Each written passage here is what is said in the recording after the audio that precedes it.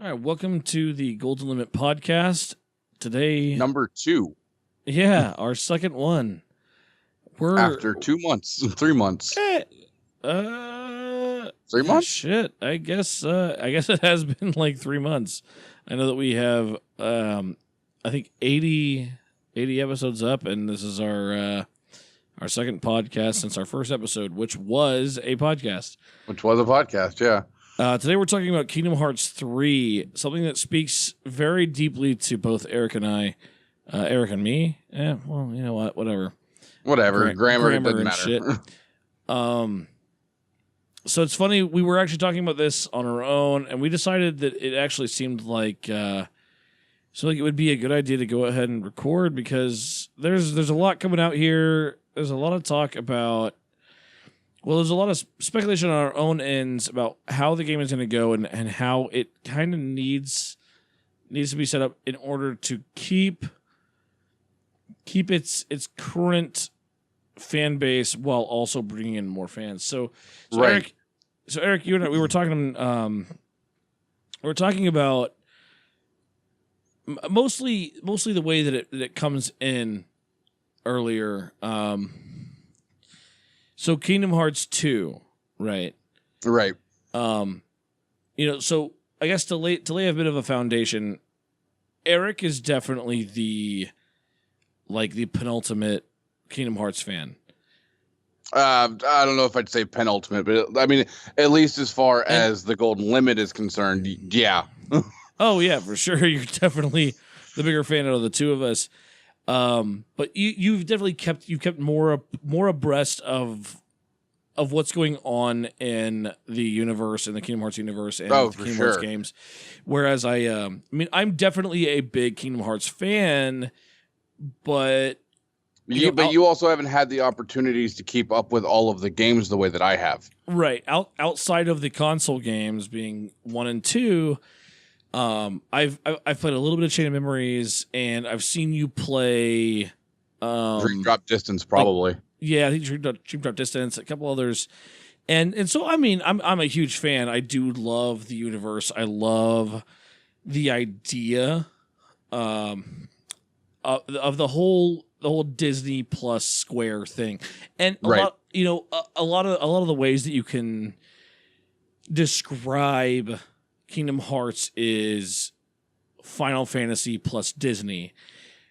Right. But the way that Kingdom Hearts kind of breaks that is the fact that they actually do have Kingdom Hearts Final Fantasy characters in the game. Right. You have Cloud and you have Squall and Aerith and everything like that. Right. But they're not like the primary focus. No, the Final Fantasy characters are definitely support. Right. It's definitely supporting cast. They do not hold any kind of a forefront. Oh yeah, for sure. I mean, so that's where it kind you of could argue in Kingdom Hearts 2 with the Hollow Bastion Restoration Committee, but even then, like, that was more forefront than it was in 1. But they're still not forefront characters. Right. And so you have these characters, you have Sora and Roxas and you have Riku and you have Kairi and all this stuff, which is they're all new original characters. Yes. Which we grew to love when Kingdom Hearts came out. Well, not Roxas, obviously. That's a Kingdom Hearts 2 thing. Yep. But we grew to love the whole Sora, Riku, Kairi thing. You're playing Sora along with Goofy and Donald. And Mickey is terrible ass healer. Jesus Christ, Donald is a terrible healer. I honestly think I've gotten more heals from Goofy, but when he's burning through all your items. Yeah, well, that's my fault for letting him use all my items. And then you've got Mickey, who is badass king of the Disney realm, and he's like, I don't know, does he really? He's obviously king of the Disney castle world, but it seems like he's got a little more power. He's got some clout to him, just because you've got people like Squall and the Hollow Bastion Restoration Committee that refer to him as King Mickey. Right. Right, and that's completely outside of the Disney Disney Castle, of the yeah. Disney Castle world, which is where you would if you were to say Mickey is the king of something, that's what you expect is Mickey to be king of, and Right. they still, not really knowing what's going on, because remember that, Sora was kind of pulled into this whole thing of the worlds being separated from each other and everything. And these people over in this world are like, it's King Mickey. Yeah. Not just Mickey Mouse, it's King Mickey. It's King Mickey, and the thing that you're wielding is the Keyblade. And like they know all of these things. These Right. things are not that's not anything that's unknown to them. And Sora's like, what the hell are you people talking about? Right. So that being said, it's kind of similar to how we as fans from the beginning, from Kingdom Hearts and Kingdom Hearts 2, are knowledgeable about the weaponry, the characters, everything like that.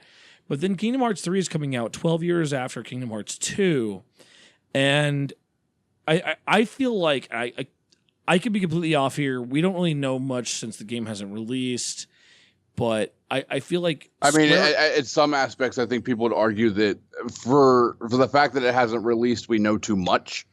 That's very possible. There has been a lot exposed, but what hasn't really been talked about is how Square Enix is going to handle coming out with a new console title in an age. It's been 12 years. That doesn't really seem. It doesn't really seem like a long time. Shit. It's a decade and change, but. I mean, and let's be fair. Under normal circumstances, because the PS3 and the 360 generation was abnormally long. Under normal circumstances, that's 2 console generations later. Oh, sure, of course, yeah. No, the last console we got, the console title we got, was in PS2, and we really did expect to get Kingdom Hearts 3 on PS3, right? And it just kept getting pushed for all sorts of reasons. Well, and I don't necessarily know if I was go as far as say it kept getting pushed and pushed. Okay, but there was a lot of story after Kingdom Hearts 1 did as well as it did, and then after Kingdom Hearts 2 did as well as it did. There was a lot of story and exposition that needed to be made to a lot of backstory that had to be explained before we could continue forward after Kingdom Hearts 2. Hence Dream Drop Distance and hence Birth by Sleep and Dream Drop Distance all and that stuff. Kind of coded, even though the story is negligible in like the final scene. Chain of Memories didn't that kind of set up for Kingdom Hearts 2 as well? So Chain of Memories, kind of set up for Kingdom Hearts 2 as well. But the only necessity to Kingdom Hearts Chain of Memories was understanding why in the hell Sora was in the sleep pod. Right. That's what you were telling me the other day. Like, don't get me wrong, I love the story to Chain of Memories, but the only necessity to it was understanding where the first, where the other half of the organization was. Because remember, in 2 we only see about half of them. But it's referred to as Organization 13. OG Kingdom Hearts 2, there wasn't really a lot about Organization 13 as there was in like 2.5, which we've been playing a lot of lately. Right, where you get, with 2.5 with 2 Final Mix, you get all of you get all the data battles from all of the you get all the data battles, which is the entire organization, and then the silhouettes, which are the organization members that you fought in Chain of Memories. So you get that exposition to them, right? Granted, no story behind them, but you're still exposed to them. You get the idea that there's a lot more to this organization than it seems from like the intro with Roxas, with Axel and everything like that. Right. And you have Diz and God damn, is the story goddamn convoluted.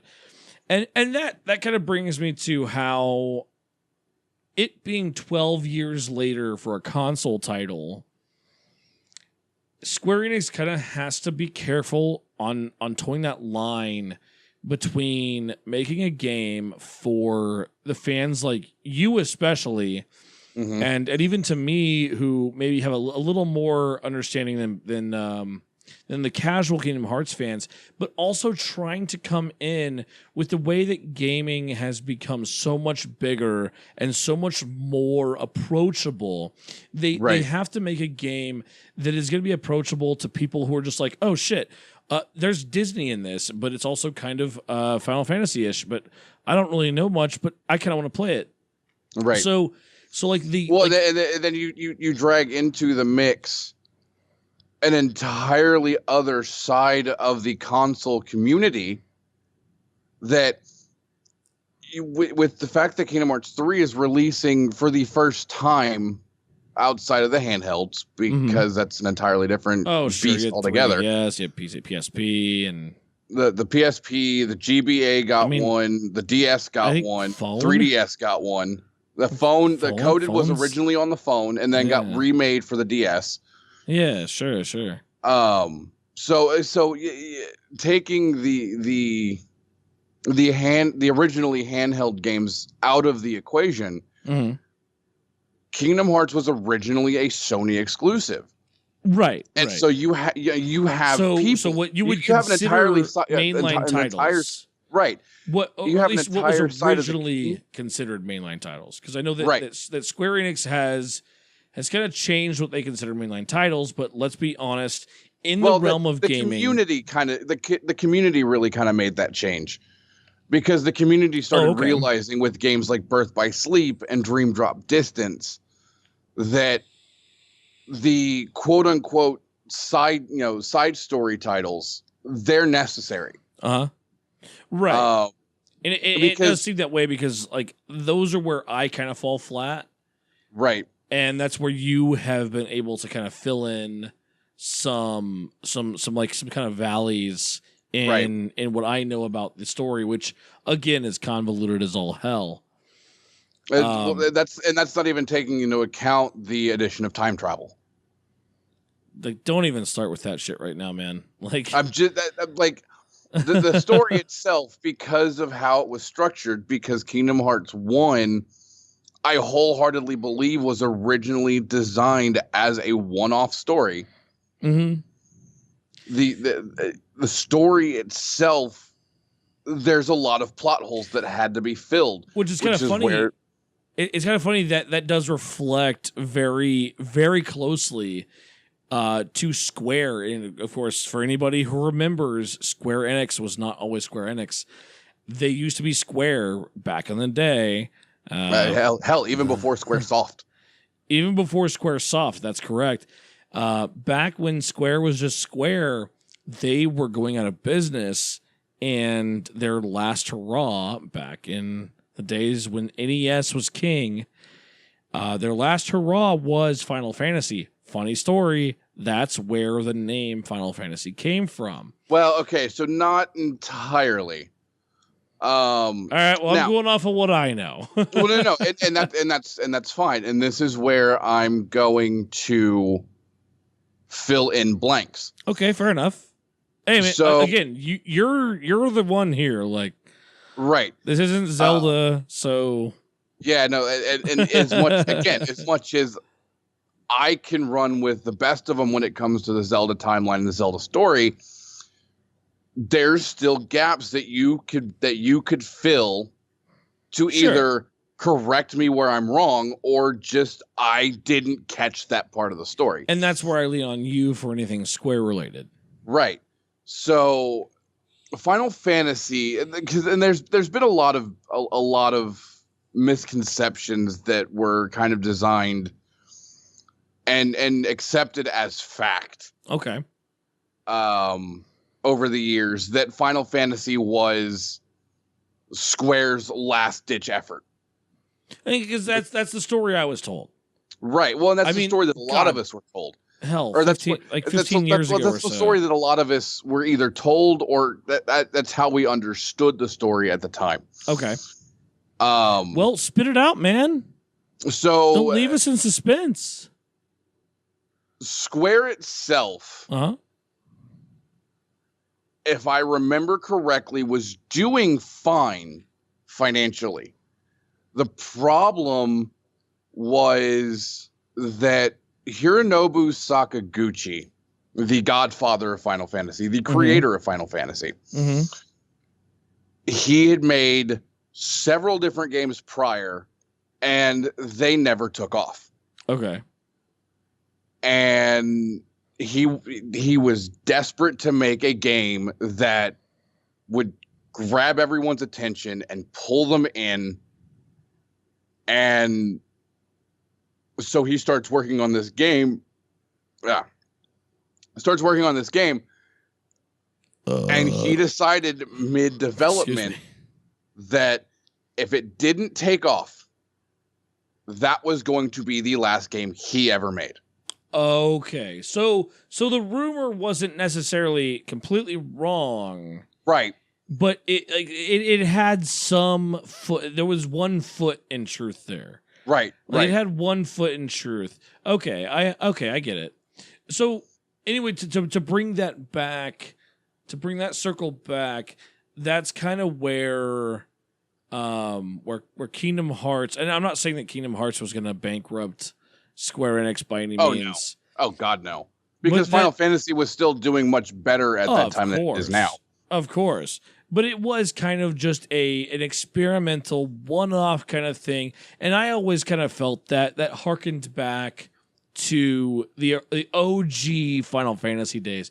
NES, like nothing like we know Final Fantasy to be now.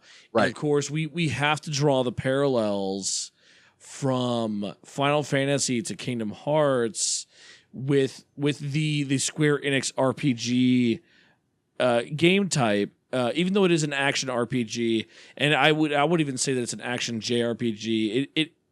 It's still very Japanese, right? And the story itself, the way that the characters portray themselves, the dialogue, it is still very JRPG-ish. It's a little over the top, but you know what? I always found it kind of charming. I did find Kingdom Hearts 2 very charming, and I think that's part of what drew me into it, not being as into the RPGs as you were. I'm more into the in-your-face kind of stuff where it's and that's the big problem that I have with Western RPGs is because I'm so used to the over-the-top, the fast, the in-your-face, so to speak, speed of JRPGs. Western RPGs to me feel very slow and very, which is interesting when you consider games like Final Fantasy VIII, Final Fantasy VII, even Kingdom Hearts 2, where the starter area is a solid 2-3 hours. But the combat is still very fast. It's still very in your face. It's not slow and realistic. Right. So when we played Final Fantasy VIII a couple of years ago together, potentially for a recording, and it didn't happen. And it never happened. But I will say that so I never finished Final Fantasy VIII. I will go ahead and say that right now. But the intro to Final Fantasy VIII, while taking probably the same amount of time as the intro to Kingdom Hearts 2, the intro to Kingdom Hearts 2 was compelling. Like, right. You had very defined segments in the days that you were spending as Roxas. Right. Spoiler alert from a game that's 12 goddamn years old. So you had these very defined sections. You know what? At this point, I'm going to go ahead and say that at this point we don't need spoiler tags. If you're listening to us right now, you clearly have an interest in Kingdom Hearts, and so we're just going to assume that you kind of know at least somewhat what happens. And I'll go as far as to even say, even if you don't, this is stuff going into Kingdom Hearts 3. There's going to be a lot of story plot points that are going to come up, and speculation that's going to come up that you're going to need to know. Yeah. To have any understanding whatsoever of what's going on in the beginning of Kingdom Hearts 3. Worst case scenario, you're going to get a bit of a grasp of what's going on here. So like I was saying, the Final Fantasy VIII intro was very kind of as drab, as drawn out. It's kind of boring. Whereas the Kingdom Hearts 2 intro, which again, like I said, probably about the same length, couple hours. Give or take. If you agree with me there, a couple hours. The Kingdom Hearts 2 intro was very. It had very distinct borders to what you were doing. It was like, okay, so day one, and then you get a flashback to Kingdom Hearts 1, which I will get to in a bit here. There's a reason we're bringing that up. We'll bring that up because of the. Well, we'll get there. Yeah. And then, day 2, then you have a flashback. Day 3, you have a flashback. So you go through these things and you're introduced to Organization 13 with Axel, and you get these ideas, and you find out that, Roxas is maybe not just a normal person and all these things. It felt a lot more involved. Like I was sure. Me as the player was more involved in what was going on with the game in that first couple hours, than a game like Final Fantasy VIII, where it was just sort of like, let's get on the train and do the thing and do the thing. I don't know why. I guess I'm bringing up Final Fantasy VIII because that's probably one of the last Final Fantasies that you and I played together. Actually, that's not probably. I mean, it's definitely with the exception of the demos going into 15, right? And which, I mean. Quick aside, 15 looks great. I bought the game. I have it sitting on my entertainment center. Have not played it yet. I know it's the end of 2018. But here's the thing. It's the end of 2018, and we're under 2 months till Kingdom Hearts releases, and you're still trying to get caught up. And I'm still trying to get caught up. Just recently destroyed Kingdom Hearts 2.5, and with Eric's help, I'm actually working on my platinum for Kingdom Hearts 2.5. So we are. That is going to be a bitch. Yeah, whatever. We're doing it. We're fucking doing it, man. We're 2 trophies down, but let's get back to the point critical mode scares me. I'm just saying it. Yeah, it scares me too, man. If it scares me, it should terrify you. Yeah, no shit, dude. You were like, oh, so you're gonna pass the controller to me? I'm like, of course I'm gonna fucking pass the controller to you. You've done proud mode. I had a hard time beating normal standard and getting everything. Now, granted, it's not hard to beat standard mode, but beating standard mode and trying to get everything. It's the data battles. It's the data battles. It's the lingering will. Not level 99. Hey, Eric, what level was I? Level 99. Fully maxed out strength. 99. Fully maxed out defense. Fully maxed out magic. Maxed out and everything. It still took us a day and a half. Let's take it back. The lingering will.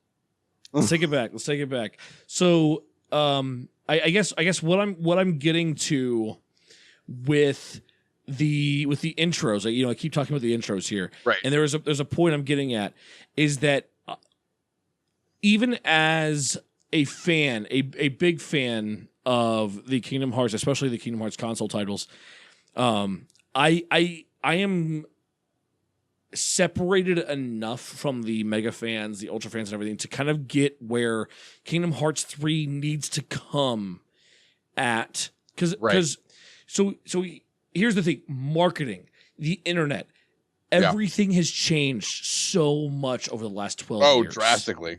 So much over the last 12 years. 12 years ago, in 2006, or thereabouts. I mean, I can't.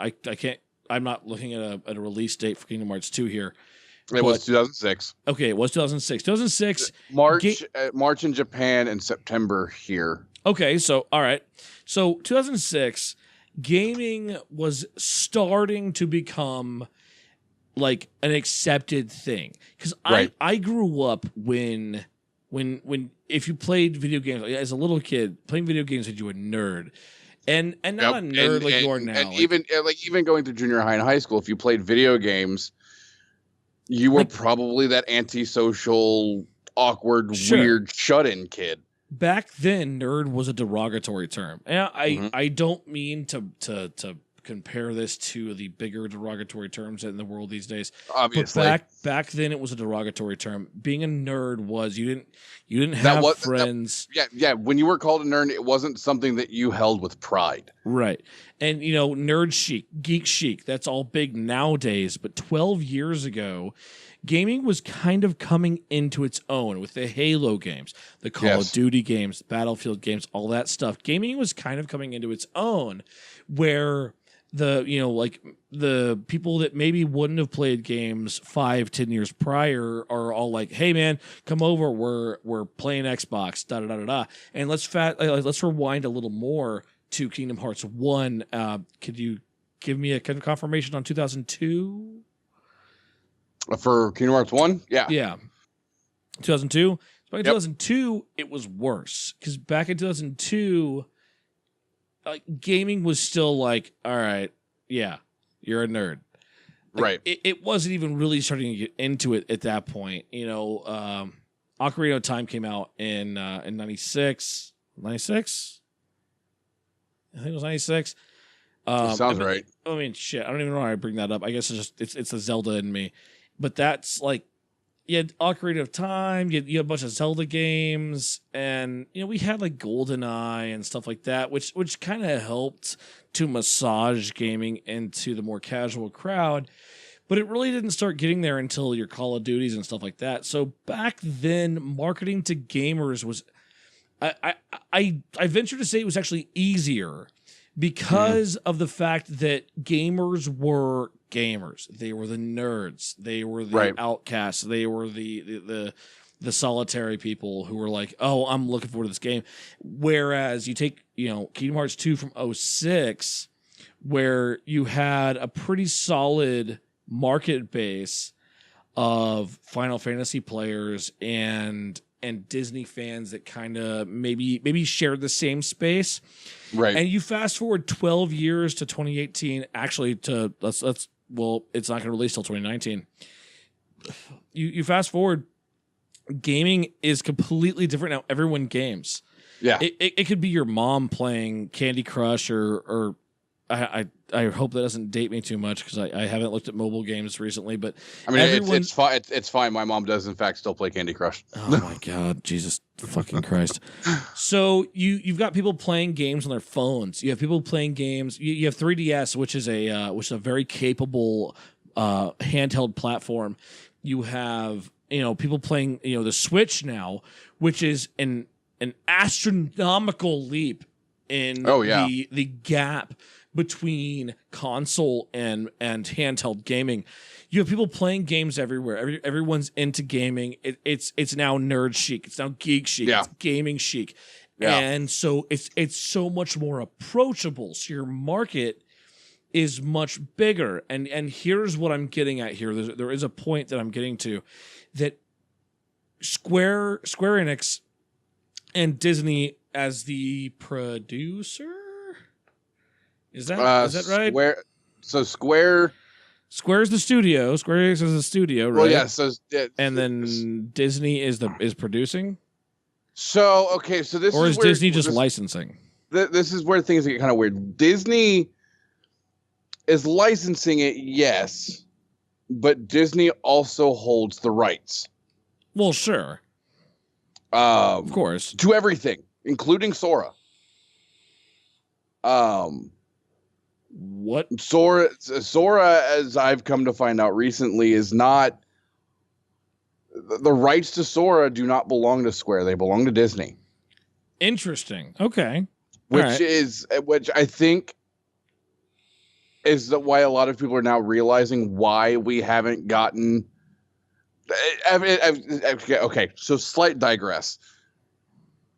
Here we go. When Super Smash Brothers for the Wii U came out, and they started announcing that they were doing this lottery roll based on what kind of DLC characters the fans would want, there was this huge campaign to get Sora into Smash Brothers. Right. And no one could understand why it wasn't happening, especially with the fact that we got Cloud. It's like, will Square put Cloud in? Why can't Square put in Sora? And that's when we end up figuring out that at the very least, Disney holds half the rights to Sora. Well, that's interesting. So it would have to be an agreement from Square and Disney both for Square to appear in Smash. Wow, that's crazy. For Sora to appear in Smash. Well, yeah. But yeah, so Disney licenses obviously because of all of Disney characters, but they also hold rights to the game as well. Whereas That's you've crazy. got Square, which is the developer So- and producer of the of the game. Right. So back to the point that I was trying to get at is that so you have Square Enix and you have Disney and they have this big IP that when it originally came out was maybe as an experiment, and then Kingdom Hearts 2 came out and it got big. I mean, and they had good music, good video production, great video production actually. Right. And now they're coming into this age where gaming is so prevalent and it's like shit, man. Look at YouTube and look at Twitch and everything. People are making comfortable livings, playing video games and everything. Mm-hmm. And that's kind of what we're trying to do. Some of them making more than comfortable livings. And it's a completely different world. They're going to release this game into a world where your casual gamer at least has a passing knowledge, at the very least, of Final Fantasy, but most likely has a passing knowledge of Kingdom Hearts, that it is Final Fantasy plus Disney. It is a thing that it exists, which is some kind of weird collaboration between Final Fantasy and Disney. Right. They may not exactly understand it, but there's plenty of people out there who are going to be like, "Oh, whoa, Toy Story? Right. What's Frozen, Tangled, Frozen? Big Hero 6? Like all these things that I like from movies and stuff, and oh, it's a video game. I want to play this. So here's where I'm coming in with this point that I've been kind of like building up to is Kingdom Hearts 3. While I'm sure it is pretty much done at this point. The game has gone gold at this point. Right. All right. So the game is done. I don't want to say that the game has to do anything. I did not work on the game. Right. I did not provide input on the game. I am just someone who plays video games like I'm a normal person. Right. That being said, in order for Kingdom Hearts 3 to really make the mark, it needs to have an intro that appeals not only to people like Eric and myself, who have been waiting patiently, I might add, for the third installment, but people who have never played it before. So I bring up Kingdom Hearts 2 a lot. And there's a reason I bring up Kingdom Hearts 2 a lot. It's not Kingdom Hearts 1. Kingdom Hearts 1 didn't have anything to build on.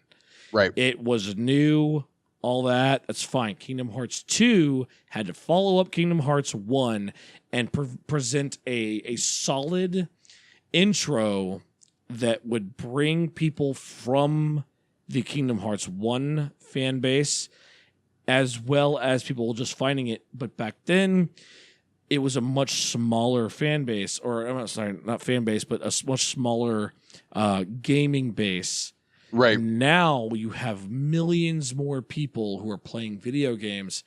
So I think I really hope that Square Enix kind of took what worked really well from Kingdom Hearts 2, which was you're kind of thrown into a new realm, whether you've played the game before or not. Right. And then you're given these little flashbacks and little hints of what has happened before to give you an idea of what's going on in the story without it being like, okay, so you or I, playing the game, going, oh, okay, all right. Yeah, no, I know this. I've been through this. We've played these. Yeah, it's fine. Right. But you also don't want people who are just jumping into the game to be like, what? What? Well, and then and there's something to be said about the fact that Square, for one side of the console community, I can't disagree.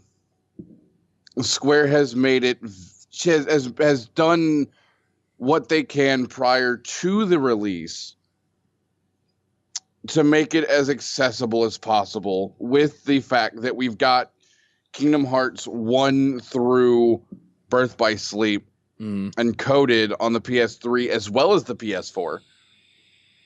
And then Kingdom Hearts Dream Drop Distance and 0.2 and the minor little bit of background story to the Key Unchained Key Union Cross title in the little 1 hour movie that they do for each collection on the PS4. The problem with that is it only satisfies one half of the console community.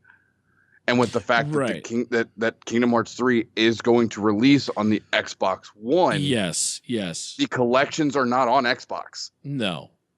So and that kind of brings me back to the same point that there needs to be a nice, very balanced intro into Kingdom Hearts 3.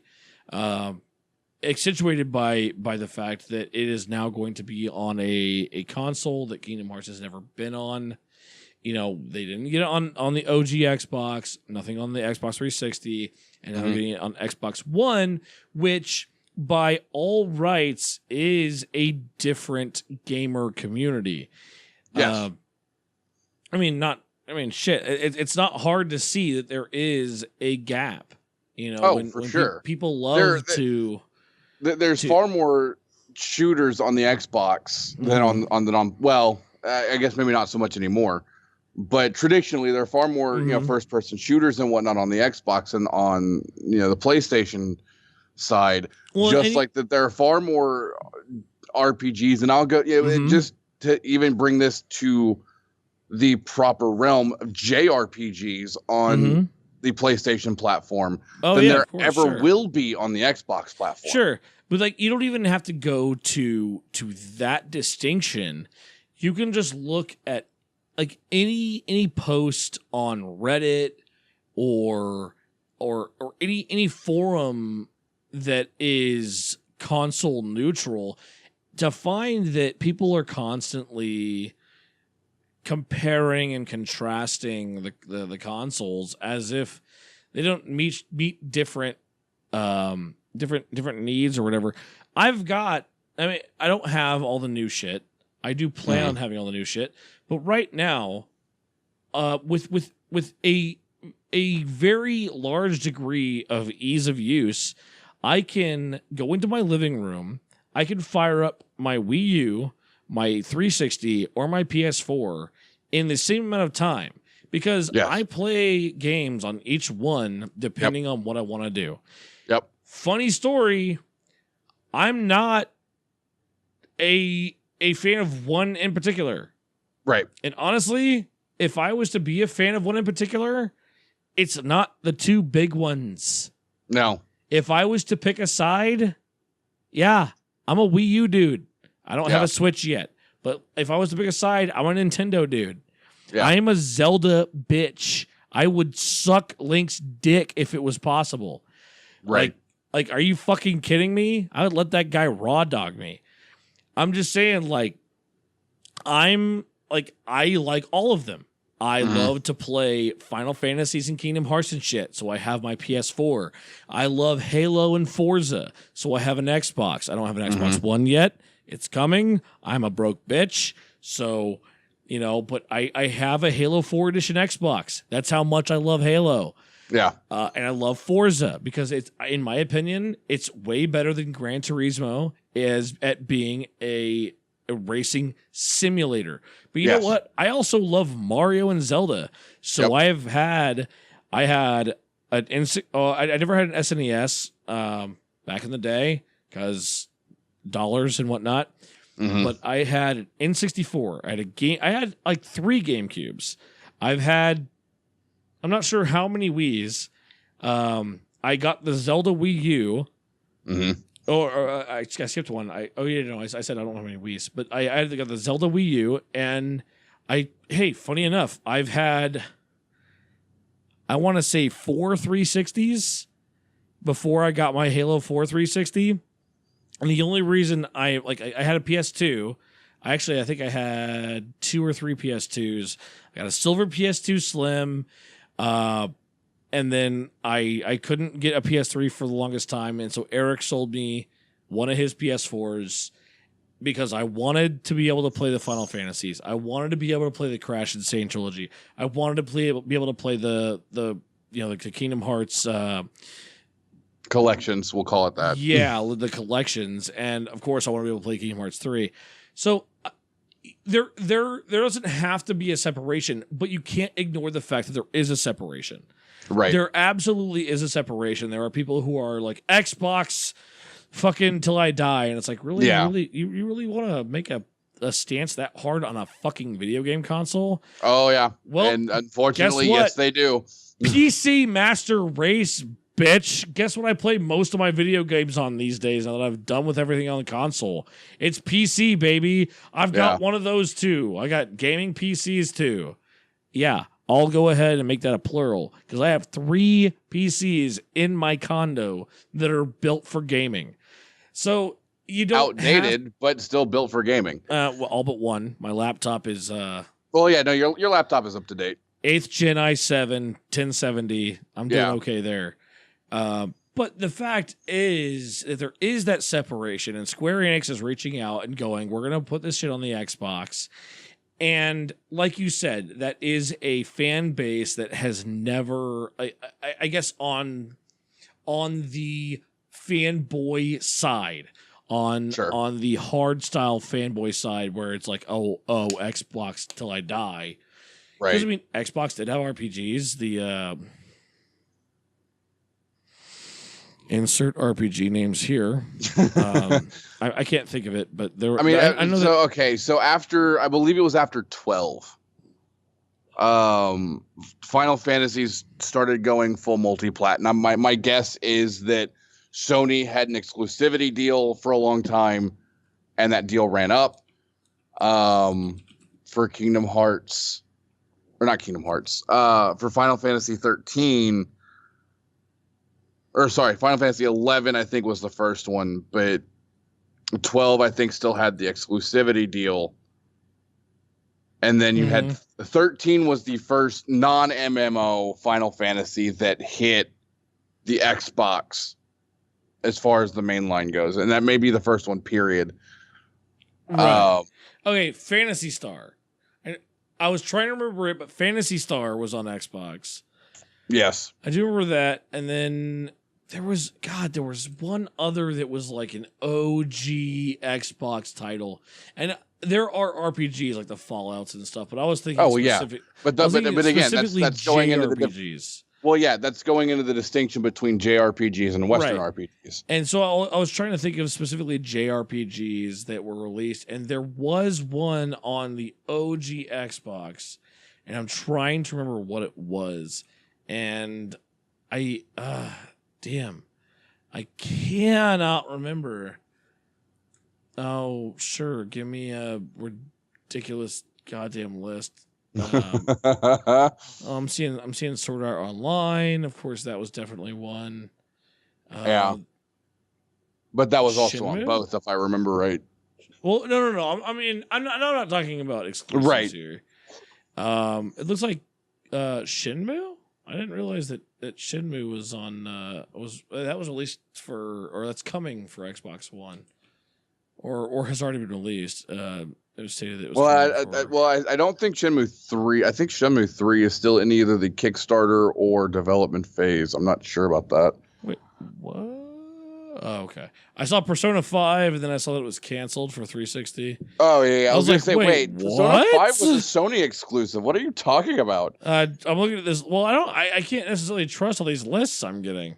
Anyway. Right. Where were we getting at? I think we've gotten way off track here. Okay, so like I said, there's a whole half of the community that doesn't even have access aside from YouTube to catch up in the story for Kingdom Hearts before Kingdom Hearts 3 drops. Right, and that takes it to the point of they kind of have to be careful with the way that Kingdom Hearts 3 starts. Right.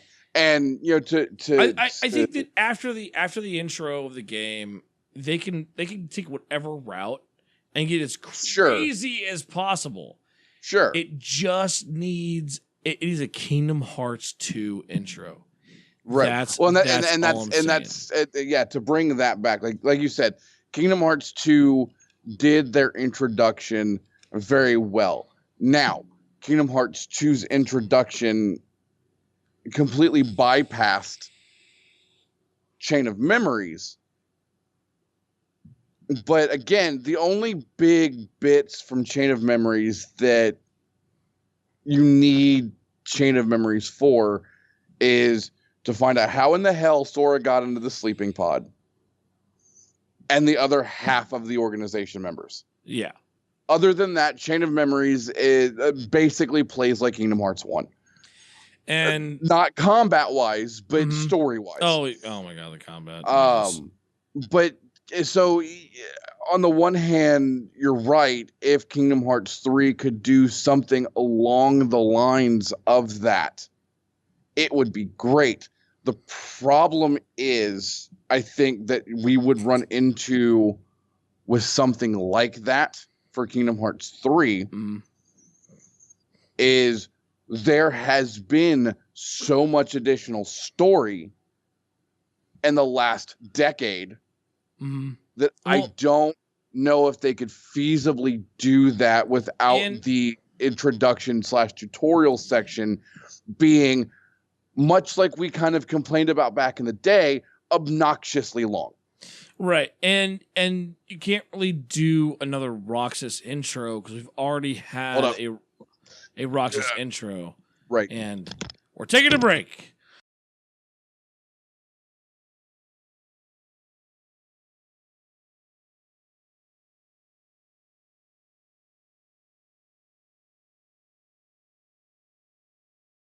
Well, like I said, that was annoying. Yeah, I don't remember exactly what we were getting at. The intro to Kingdom Hearts 3 and how it should be and how it needs to be done. Yeah, but that's like the last 40 minutes. To be fair, there was a lot of digressing. We were finally getting to the point of Kingdom Hearts 3 can't necessarily do it the way that Kingdom Hearts 2 did because of how much story there is. Right. And they can't do just, well, okay, so in my opinion, obviously we don't know, but doing another, you're a character that no one's ever seen before, and here's your waking up kind of whatever. Right. Can't be done, but something along those lines. Right. Kind of well, done, so and I believe they've confirmed that the tutorial section, if you will, we are going to be playing as someone not Sora. Okay. Now, who that is, we don't know yet. They've not confirmed one way or the other. There is speculation. Okay. It's been speculated potentially Riku, which would be very interesting, and could also cover the whole, playing as someone that you've never played as before. So it's a nice intro. Well, yes and no, because again, speaking of just the numbered titles, you haven't, but we've had two games where we play as Riku. Well, hell, in Kingdom Hearts 2, you had to play for him for a little bit. I mean, 5 minutes, maybe. Still counts. I mean, fair. But yeah, no, because you had the other half of the Chain of Memory story that was entirely Riku's side of what was going on between 1 and 2, and then half of Dream Drop Distance was played as Riku as well. Okay. So that's been speculated because of how 0.2 ended, with the fact that him and Mickey went off into the realm of darkness to try and save Aqua. So which there's I'm another aware one I'm aware of the fact that you don't know what the hell I'm talking about at this point. Like I watched you play parts of that, Right. but I still don't quite understand who Aqua is. I know I've seen a bunch of stuff posted about Aqua on like the gaming subreddit and stuff because I'm not on like the Kingdom Hearts subreddit, Right. Mainly because I just don't think that I'd really, even though like I consider myself a pretty big fan. Like those people are, they are fucking fans. They're more along my lines. Exactly. They're the real big fans like you. So I don't exactly know who Aqua is because I've seen like pictures and like progressions. And you will get to know Aqua once you start Birth by Sleep. Okay. Which should probably happen, I don't know, soonish. Tomorrow. I mean, tomorrow works as well. Who knows? Just depends on if I end up watching Lord of the Rings all day. That's fair. But yeah, no, you'll meet Aqua in Birth when you start Birth by Sleep, and you'll get to know Aqua there. Okay. You'll also get to know Ventus and Terra. Terra, you already have had an encounter with the Lingering Will. Yeah, Ass McFace. You've also, granted, I didn't know at the time either. We've also had another encounter with him in the sense that Xemnas is the nobody based on the version of Xehanort that possessed Terra's body. And that's where things start getting and this is where real shit weird. Starts getting a little weird and convoluted. And again, that's not even bringing into account the time travel factor. Hooray! So I think because let's take this just for a second, one step deeper. Mm-hmm. There is one other title that was released for the phone that is now known as Union Cross. It started as Unchained Key. Okay. And we just, within the last 6 months to a year, we've gotten a story update to that game that brings to light the fact that Ventus, again, who you will meet and get to know in Birth by Sleep. Right. Ventus, at the time of Birth by Sleep's happening, is about 116 years old. So, pretty young. The problem is the fact that Ventus looks like Roxas. Oh, nice. He's about 116 years old, but still has his body of the age of about 15, 16, 17. Right. But he was around and fought in or witnessed the original Keyblade War. Right. Which took place 100 years prior to Birth by Sleep. Which I think this is all taking us out of the context, and maybe not, of Kingdom Hearts 3. Well, because the reason I think it's not is Ventus is going to play a large. Ventus is going to be. I don't know if he's going to play a large part, but Ventus is going to be a large part of Kingdom Hearts 3. Okay. For the reason being, part of Ventus's heart resides within Sora's, which is why he was originally able to wield the Keyblade in the first place. And now things are getting weird. Again. And because of that piece, or possibly the entirety of what remains of his heart resides within Sora, his body is in a coma-like state and timeline. What you might want to start over with that, because you skipped out real hard. Oh, did I? So Poor network connection. What the hell? That's good. Whatever. So, So part of his body is what now? So because of a piece of, or possibly the entirety of what's left of what remains of Ven's heart resides within Sora, his body has been left in a coma-like state within Castle Oblivion. And so a part of Kingdom Hearts 3 is going to be taking the steps needed to return his heart and bring him back.